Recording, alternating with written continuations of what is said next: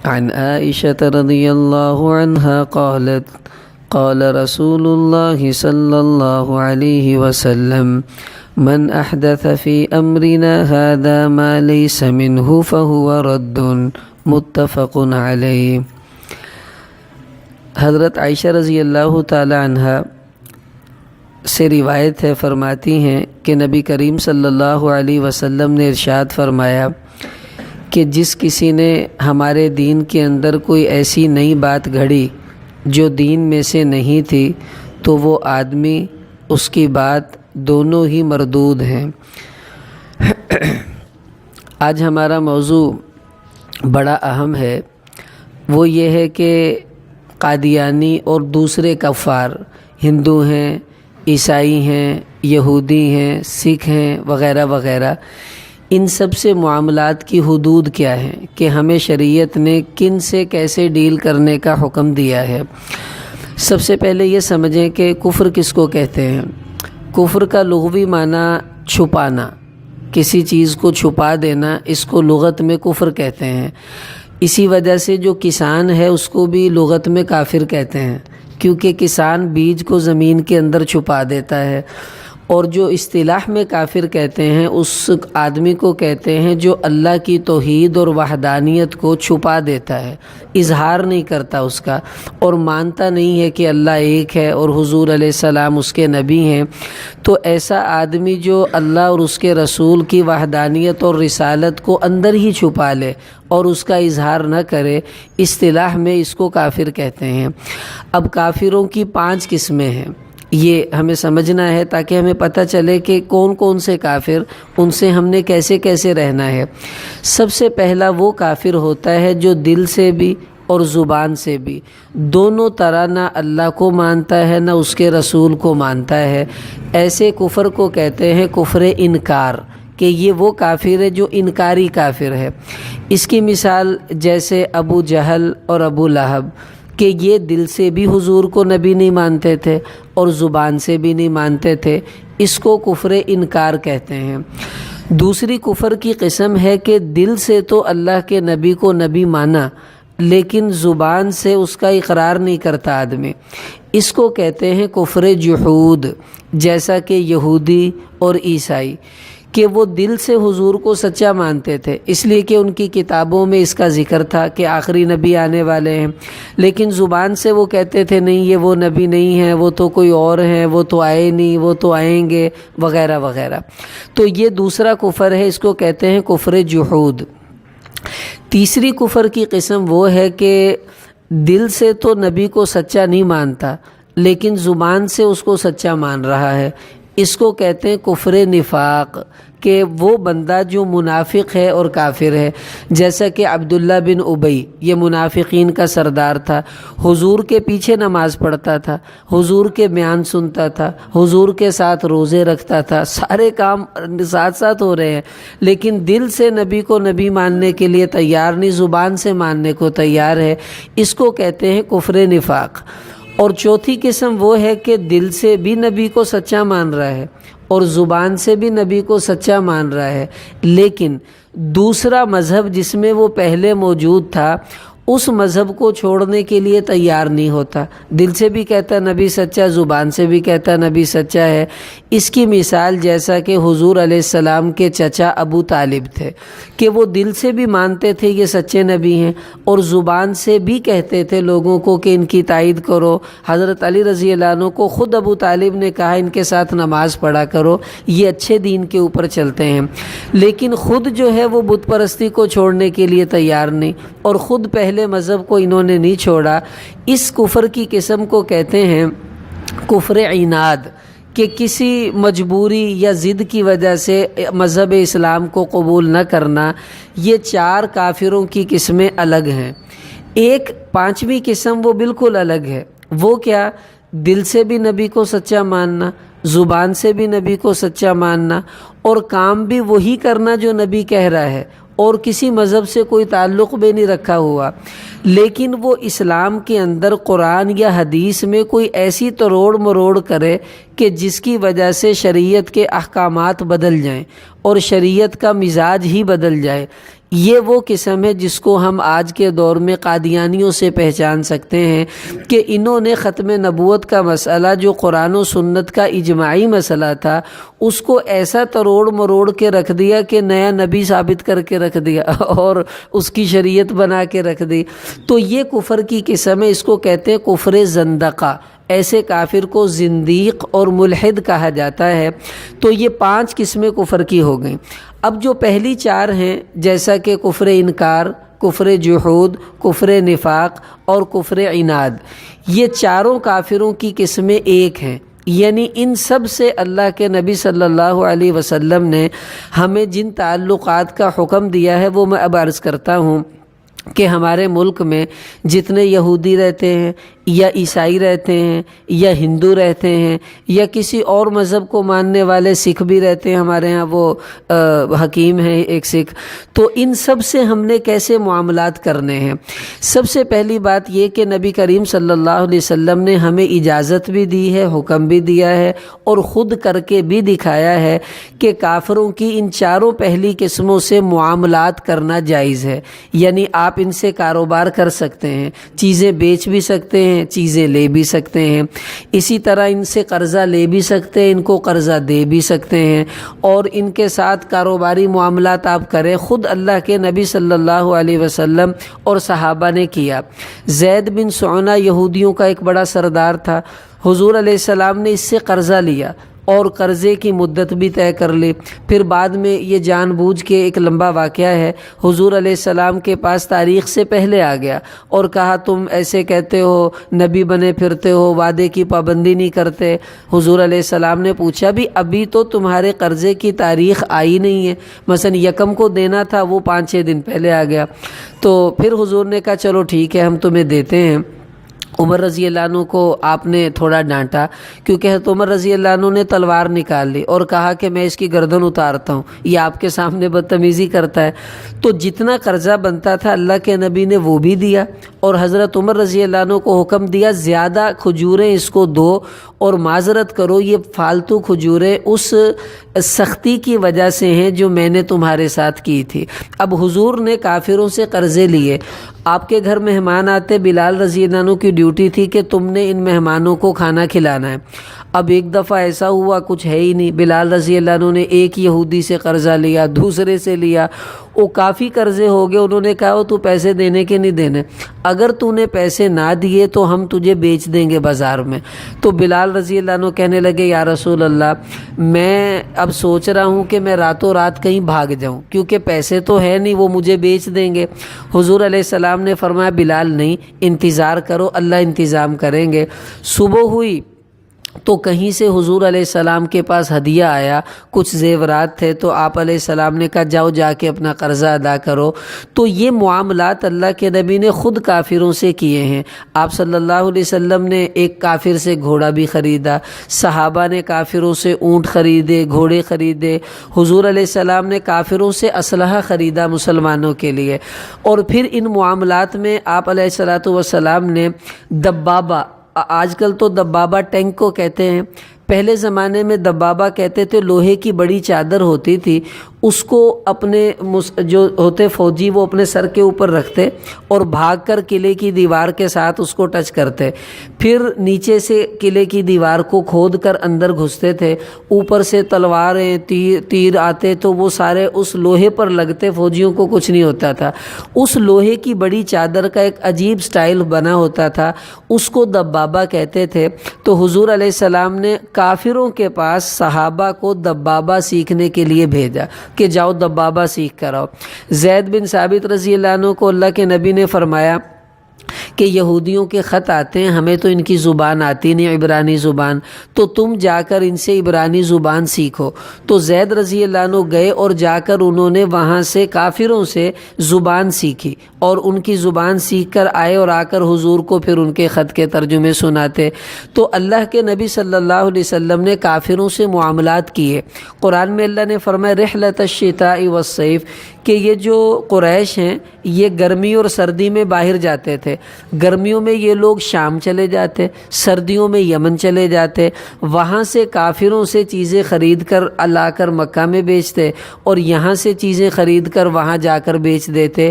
اس کو import export کا کام یہ چلا کرتا تھا. اب ظاہری سی بات ہے یہ امپورٹ ایکسپورٹ کفار کے ساتھ ہی ہوا کرتی تھی. حضرت عثمان رضی اللہ عنہ تجارت کر رہے ہیں، عبد الرحمن بن عوف تجارت کر رہے ہیں، اور سارا خریدنا بیچنا یہودیوں اور عیسائیوں کے ساتھ ہو رہا تھا.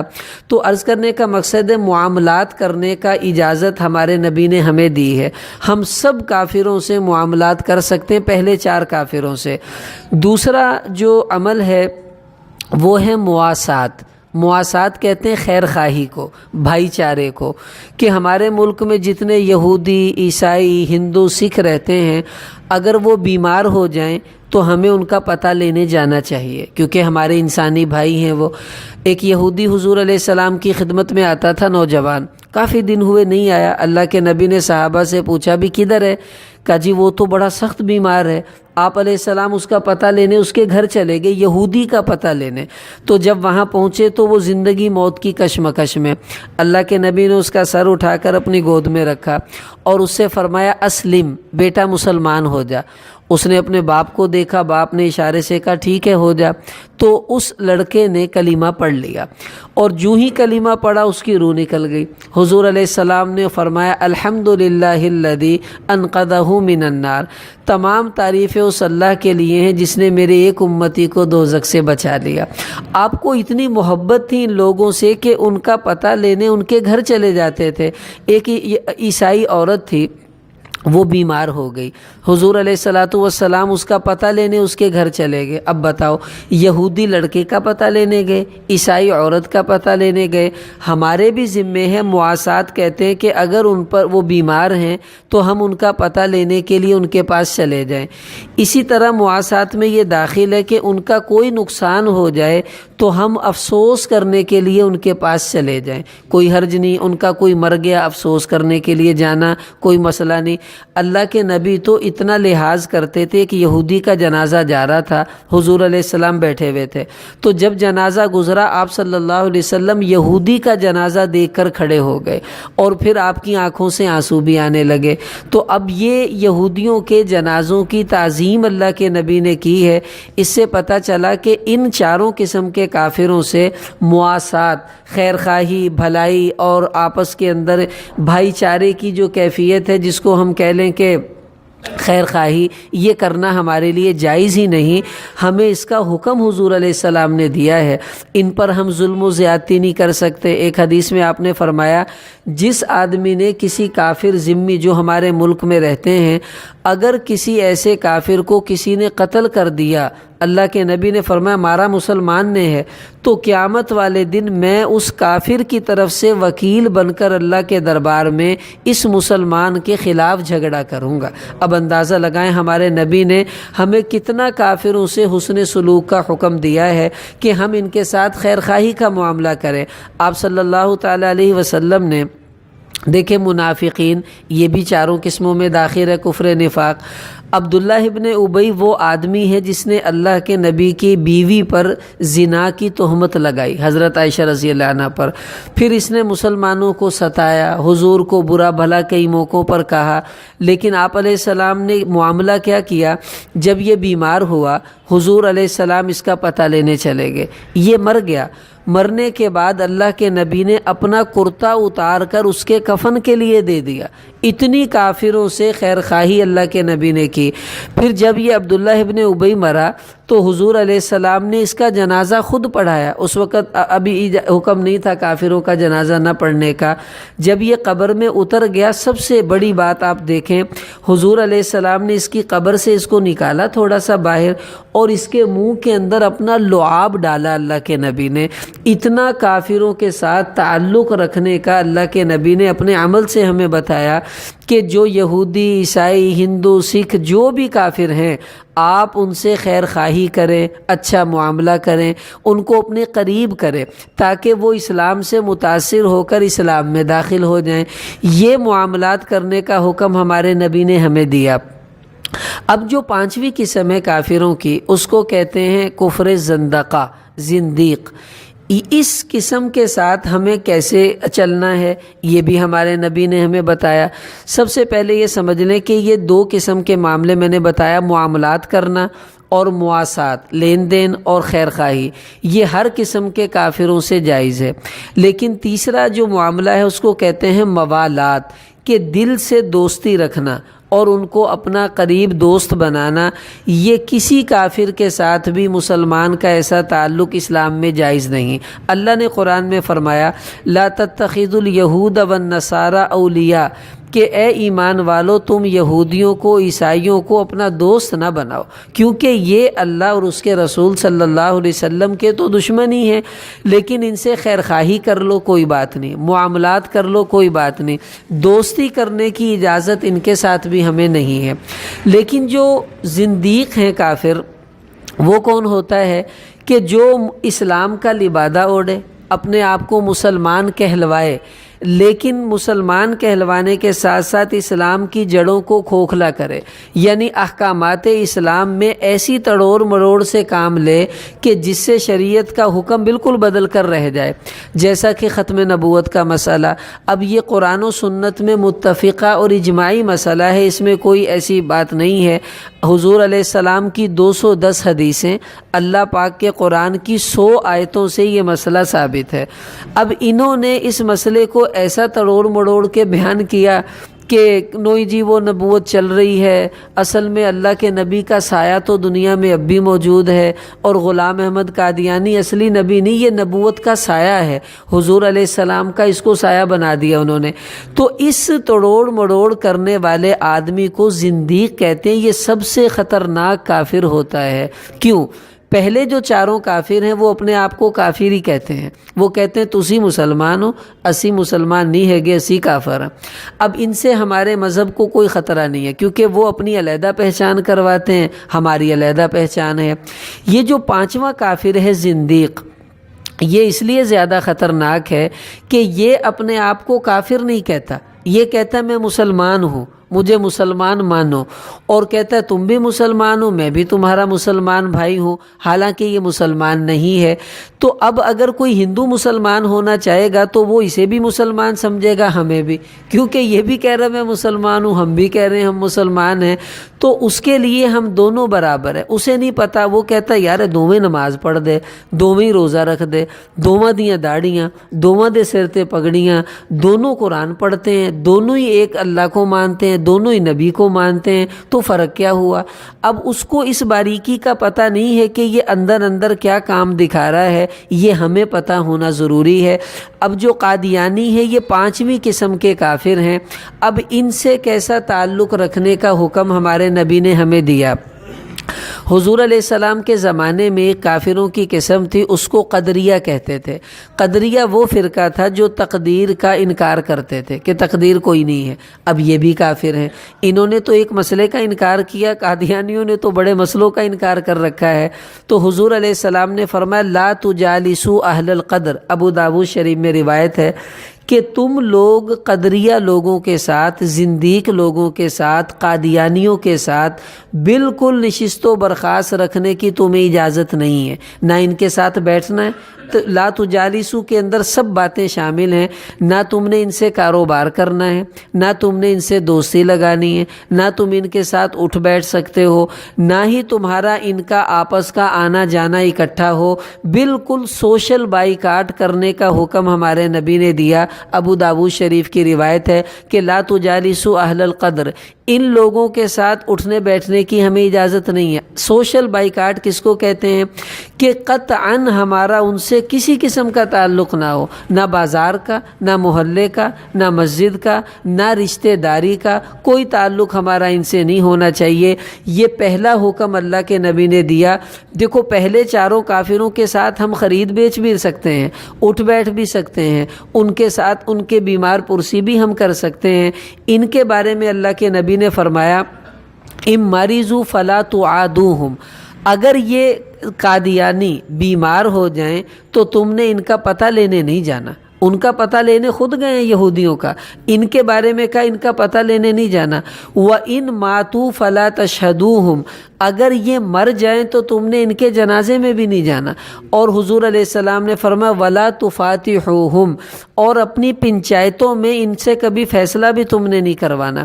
اور ایک تفاتحوہم کا معنی محدثین نے لکھا کہ تم لوگوں نے ان کو کبھی اپنا بڑا نہیں بنانا کسی بھی شعبے کے اندر، نہ ان کو صدر بنانا ہے، نہ وزیر بنانا ہے، نہ ایم پی اے بنانا ہے، نہ ایم این اے بنانا ہے، نہ چیئرمین بنانا ہے، نہ ناظم بنانا ہے، کونسلر بھی ان کو نہیں تم نے بننے دینا۔ یہ لا تفاتحوہم کا یہ مطلب ہے کہ تم لوگوں نے کبھی اپنی باغ دوڑ ان کے حوالے نہیں کرنی۔ کیوں کہ یہ اسلام کا لبادہ اوڑھ کر تمہارے مذہب کی دھجیاں بکھیر دیں گے، تو تم لوگوں نے ان سے یہ معاملات کرنے ہیں۔ اب دیکھو میرے عزیزو، اب قادیانیوں کے ساتھ ہماری ذمہ داریاں کیا ہیں کہ ہم نے کیسے معاشرے میں رہتے ہوئے ان کو ڈیل کرنا ہے۔ سب سے پہلے تو یہ کہ ہم نے سوشل بائیکاٹ ان سے کر کے رہنا ہے۔ اور سوشل بائیکاٹ کیا ہے کہ آپ اگر کسی قادیانی سے کچھ لیتے دیتے ہیں، آج آپ کا مذہب آپ سے تقاضا کرتا ہے، اللہ کے نبی کی محبت آپ سے تقاضا کرتی ہے، اور قیامت میں حضور نے جو شفاعت کرنی ہے وہ حق شفاعت ہم سے تقاضا کرتا ہے۔ کسی قادیانی سے نہ کچھ لینا ہے نہ اس کو کچھ دینا ہے، بالکل ہمارا کاروبار ان سے بند ہو جائے۔ دیکھیں میں ایک دو دکانوں پر گیا، مجھے بڑی خوشی ہوئی، یقین کریں دل باغ باغ ہو گیا۔ لاہور میں ایک دکان پر لکھا ہوا تھا، انہوں نے لکھ کے لگایا کہ قادیانی پہلے اسلام میں داخل ہو پھر ہماری دکان میں داخل ہو۔ دیکھو کتنی پیاری بات۔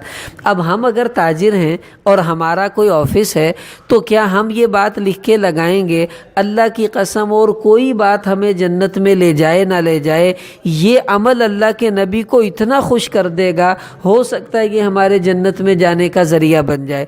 میں نے یہاں ساہیوال میں ایک دکان پہ لکھا ہوا دیکھا، اسٹیکر لگا ہوا تھا، اس پہ لکھا ہوا تھا کہ یہاں قادیانیوں سے کسی قسم کا لین دین نہیں کیا جاتا۔ یہ دیکھو کتنی پیاری بات ہے۔ اب اگر آپ دکاندار ہیں تو آج کی اس مجلس میں ہم سب یہ کوشش کرنے کی نیت کر لیں کہ ہم اپنی دکان پر یہ لکھ کر لگا دیں، پتہ چلے یہ عاشق رسول کی دکان ہے، پتہ چلے یہ ختم نبوت کو ماننے والے کی دکان ہے، پتہ چلے یہ نبی صلی اللہ علیہ وسلم کی شفاعت کے طالب کی دکان ہے، یہ ایسا دوغلا بندہ نہیں ہے جو حضور کی ختم نبوت کو نہیں مان رہا۔ تو آج ہم یہ عہد کریں، خود بھی اپنے دوستوں کو بھی مجبور کریں، ان سے کہیں کہ یار دیکھو ہمارے نبی کی محبت کا معاملہ ہے، تم اپنی دکان پر یہ لکھ کر لگا دو کہ یہاں قادیانیوں سے کسی قسم کا کوئی لین دین نہیں کیا جاتا، اور کوئی آ جائے قادیانی اس کو بھائی مہربانی آپ چلے جو ہم آپ کو سودا نہیں دیں گے۔ اب یہ میں کیوں کہہ رہا ہوں، یہ ہمارے نبی نے ہمیں کہا۔ اب وہ کہے گا کیوں نہیں دیں گے بھی سودا، تم ہندوؤں کو لیتے دیتے ہو، عیسائیوں سے لیتے دیتے ہو، ہم سے کیوں نہیں تم کاروبار کرتے؟ ان سے کہو اس لیے کہ تم ہمارے نبی کے بعد ایک اور نبی کو مانتے ہو، ہم نہیں تمہارے ساتھ کسی طور پر معاملہ کرنا چاہتے، تم اپنے مذہب سے توبہ کرو، اس عقیدے کو چھوڑو، پھر ہم تمہارے ساتھ بھی معاملہ کرنے کو تیار ہیں۔ وہ کہے گا یار یہودی بھی تو تمہارے نبی کو نہیں مانتے، عیسائی بھی تو تمہارے نبی کو نہیں مانتے، تو ہم نے نہیں ماننا تو کون سی بات ہے؟ تو اس کا جواب ان کو یہ دینا ہے کہ وہ ہمارے نبی کو تو نہیں مانتے، لیکن جس نبی کو مانتے ہیں وہ کم سے کم سچا نبی تو ہے۔ عیسائی عیسیٰ علیہ السلام کو مانتے ہیں، یہودی موسیٰ علیہ السلام کو مانتے ہیں، چلو سچا نبی تو ہے نا، اگرچہ اس کی شریعت اب نہیں ہے، ہمارے نبی کو نہیں مانتے کوئی مسئلہ نہیں، لیکن تم جس نبی کو نبی مانتے ہو وہ تو ہے ہی جھوٹا، تو تمہارے تو ان میں تو کوئی فرق تو ہونا چاہیے نا، اس لیے ہم تم سے معاملہ نہیں کرتے، تم جھوٹے نبی کے جھوٹے ماننے والے ہو، وہ سچے نبی کے جھوٹے ماننے والے ہیں۔ چلو ایک طرف تو سچائی پائی جا رہی ہے نا۔ دوسری درخواست آپ سے یہ ہے کہ قادیانیوں کے مذہب کے اندر ایک بات طے ہے کہ ہر قادیانی اپنی کمائی کا 1% حصہ وہ اپنے مذہب کی تبلیغ میں دیتا ہے۔ اب شیزان کمپنی جو قادیانیوں کی ہے، اب یہ شیزان کمپنی کے جب ہم جوس خریدتے ہیں، ان کے کیچپ خریدتے ہیں، ان کے اسکوائش خریدتے ہیں، تو ہم جو پیسے دیتے ہیں وہ پیسے ان کے مذہب کی تبلیغ میں تھوڑا سا حصہ اس کا استعمال ہو جاتا ہے۔ آپ نے ایک شیزان کا جوس پیا تو آپ نے اللہ کے نبی کی ختم نبوت کے خلاف کام کرنے والوں کو مالی طور پر سٹرونگ کر کے رکھ دیا. آپ کو نہیں پتہ آپ نے کتنا بڑا کام دکھا دیا. اب ہم آج اس مجلس میں یہ عہد کریں آج کے بعد ہم میں سے کوئی بھی شیزان کی کسی چیز کو نہیں خریدے گا. اپنے گھر کے کچن میں شیزان نام کی کوئی چیز پڑی ہوئی نہ ہو. اب دیکھیں شیزان کے جوس جو ہیں ان سے زیادہ اچھے جوس نیسلے کے ہیں. آپ خود ٹیسٹ چیک کر کے دیکھ لیں. نیسلے کے جوس کا مقابلہ شیزان نہیں کر سکتا. اب آپ جب نیسلے پئیں گے تو آپ کو لوگ کہیں گے لو ایوی کافراں دا جوس ہے ایوی